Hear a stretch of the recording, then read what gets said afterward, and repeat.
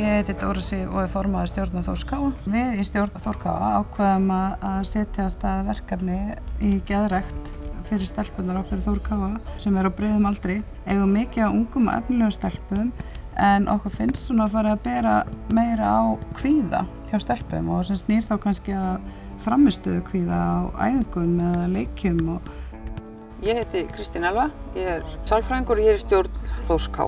Styrkurinn sem við fengum frá Krónunni hefur nýst mjög vel og við höfum þá boðið stúlkunum upp á það að þær geta komið til mín í viðtöl, einstaklingsviðtöl og svo höfum við líka verið með hópráðgjöf og þar höfum við lagt áherslu á yngri stúlkurnar í Þórs K og ég hef hitt þær í hópum.